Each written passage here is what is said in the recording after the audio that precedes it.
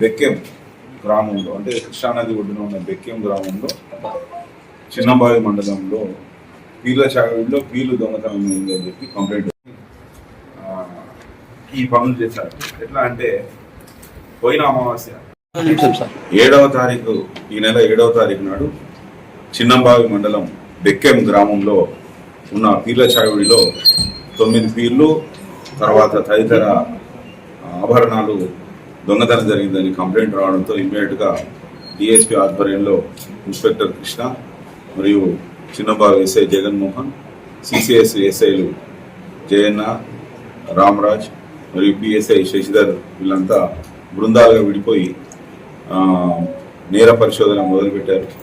అయితే ఈరోజు పొద్దున మనకు 4 నేరస్తులు షమీర్ పాషా, శివకృష్ణ, మురళీధర్, మహేష్ అనే 4 నేరస్తులను దొరకబట్టడం జరిగింది. వాటితో ఏంటంటే ఈ షమీర్ పాషా అనే వ్యక్తి ఈ బెక్కెం గ్రామంలో ఉన్న పీర్ల చావిడిలో ప్రతి అమావాస్య మంత్రాలు చేసి అనారోగ్యంగా ఉన్న వాళ్ళకు, పిల్లలు కాని వాళ్లకు మంత్రాలు చేసి అనారోగ్యం తగ్గిస్తానని చెప్పి, పిల్లలు కలిగిస్తానని చెప్పి ఇట్లా ప్రచారం చేసుకొని డబ్బు గడిస్తున్నాడు.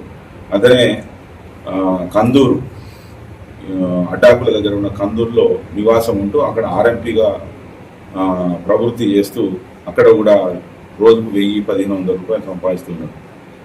అయితే తాను కూడా తన గురువు మౌలాలి స్వామి లాగా కావాలని చెప్పి ఇతను ఏం చేశాడంటే ఈ పీర్ల చావిడిలో ఉన్న 9 పీర్లను ఎత్తుకెళ్ళి దాచిపెట్టి మళ్ళీ తానే ఆ పీర్లు ఫలానా ప్లేస్లో ఉన్నాయని చెప్పేసి, లేదా ఆ పీర్లను తనే తయారు చేశాను యాజిటీజ్గా అని చెప్పేసి చెప్పి తన ఒక పెద్ద స్వామిగా, ఒక బాబాగా వెలుగొందాలనే ప్రణాళికతోని తన మిత్రులైన శివకృష్ణ, వనమల మురళీధర్, అనుకలి మహేష్ వీళ్ళందరితో కలిసి ఈ దొంగతనం చేశాడు. అయితే ఈ దొంగతనం ఎప్పుడు చేశాడంటే పోయిన అమావాస్య 21వ తారీఖు నాడు 9వ నెల చేశాడు.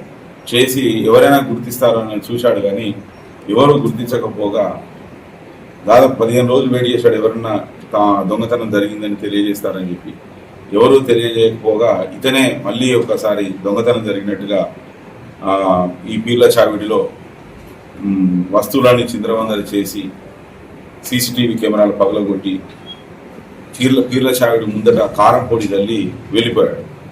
అయితే ఆ వెంటనే పోలీసులు రంగంలోకి దిగి వివిధ రకాల ఆధారాలు సేకరించి ఈ మొత్తం ప్రణాళిక అంతా ఈ షమీర్ పాషాలోనే ఉందని చెప్పి అతనికి సహాయపడ్డ శివకృష్ణ, వనమల మురళీధర్, అనుకలి మహేష్లను పూర్తిగా విచారించి ఈ దొంగిలించబడ్డ సొత్తు కందూరు గ్రామంలో తన ఇంట్లో దాచిపెట్టారని చెప్పి ఆ సొత్తును కూడా రికవరీ చేయడం జరిగింది.